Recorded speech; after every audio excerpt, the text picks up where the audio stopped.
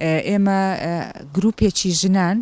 سەردانی نەتەوە یەکگرتووەکانمان کرد پێش ماوەیەک و هەم توانیمان کە بەڕێز جەنین بلاسخارد ببینین لەسەر ئەو بابەتە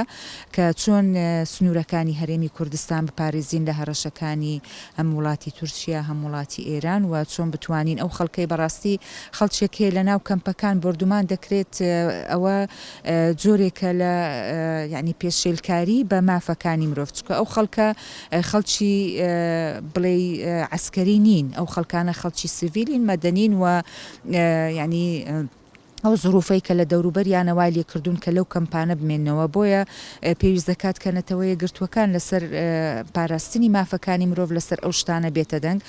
ئێمە بۆیە بە پێویستمان زانی وەکو ئەو گروپە سەردانی نەتەوە یەکگرتووەکانمان کرد جەنین بلاسخارتمان دیت وە قسەمان لەسەر ئەو بابەتە لەگەڵ کرد کە ئەوەی کە هەم خەڵکی سڤیل وەکو نەتەوە یەکگرتووەکان کە ئەرچیانە بیان پارێزن و هەم ئەوەی کە سیادەی هەرێمی کوردستان بپارێزن بەڵام ئەوان گوتیان ئێمە ئەوە ینی ناتوانین کە لەو بابەتە زۆر تەدەخل بکەین لەبەر ئەوەی ئەوە پەیوەندی بە شەئنی ناوخۆیی هەم وڵاتی تورکیا و هەم وڵاتی ئێران هەیە بەڵام ئەوەی کە لەگەڵ بلاسخار دانیشتین پێی ڕاگەیاندین کە ئەو لە سەرەتای ساڵی داهاتوو هەم سەردانی ئەنقەرە و هەم سەردانی تاران دەکات بۆ ئەو مەبەستە لەگەڵ بەرپرسانی ئەوێ قسە لەسەر ئەو بابەتە بکات کە ینی ئەو بردومانانە ڕاگرن لەسەر هەرێمی کوردستان ئێمە طبیعی لەسەر هەرێمی کوردستان زیاتر قسەمان کرد بەس ئێمە بەتەکید یعنی نیگەرانیشین لەسەر ئەوەی کە ئەو بردومانانەی لە ڕۆژ ئاواشەیە و ئەو مەترسیانەی کە لەسەر لە ناوچوونی ئەزمموی ڕۆژ ئاوا هەیە چکە بەڕاستی ئەوەی کە ئەو ئۆپەراسیۆنەی تورکیا باسی لێوە دەکات ینی ئۆپەراسیۆنێکی زۆر مەترسیدارە و زۆر احتیمالی ئەگەر دەست پێ بکە و بەردەوام بێت لەسەری و کەسیش نەبێت کە قسە لەسەر ئەو بابەتە بکە ینی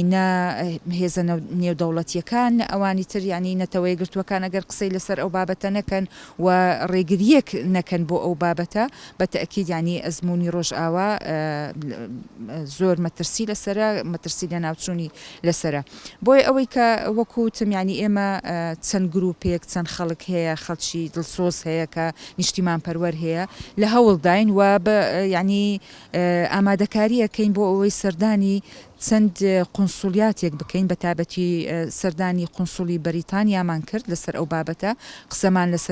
لەگەڵکردن لەسەر ئەو بابەتە لەبەرەوەی ئەوان بەڕاستی وەکو دەوڵەتێکی زلهێز و ئەندامی هەمیشەی لە ئەنجومەنی ئاسایشی نەتەوە یەکگرتووەکان ڕۆڵی سەرچیانە بێت لەوەی کە چۆن بتوانن یعنی هەرێمەکە بپارێزن باسمان لە مەسلەی نۆفلای زۆن کرد کە مەسلەی ناوچەی دژەفرین و ئەوانە لەگەڵیان دیارە پێیان شتێکی قرس بوو چکە ئێمە باسمان لە ئەو ئەزمموە کرد کە دوای ڕاپەڕین لە هەرێمی کوردستان کرا مەسلەی دژەفرین کە ئەو کاتە کرا لە دوای 91 بەڵام دیارە ئەوان پێیان وابوو کە ئێستا زروفێکی تر هاتۆتە پێشەوە و ئەو بابەتیان پێ بابەتێکی قرس بوو بە هەر حاڵ ئێمە یعنی لە هەوڵەکانمان بەردەوامە بین سەردانی کردنمان بەردەوامین بۆ قونسولیەی فەڕەنسا سین رووسیا ئەوانەی کە ئەندامی هەمیشەین لە ئەنجومەنی ئاسایش کە چۆن بتوانین کاریگەریان هەبێت لەسەر ئەوەی کە ئەو بردومانانە ڕابگرن و بە تەکیدیش یعنی ئێمە پێویستمان بە یەکگرتووی هەیە هەموو هێز و لایەنە سیاسیەکان لە هەر چوار پارچەکانی کوردستان بۆ ئەوەی بتوانین کە گەلی کورد بپارێزین و ئەزمموونەکان بپارێزین.